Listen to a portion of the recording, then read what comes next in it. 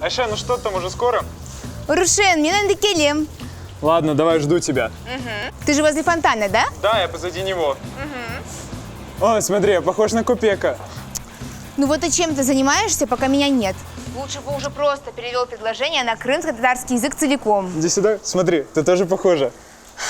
Кабахбаш. Это не смешно. Тебя еще учить и учить. Давай дальше по тексту.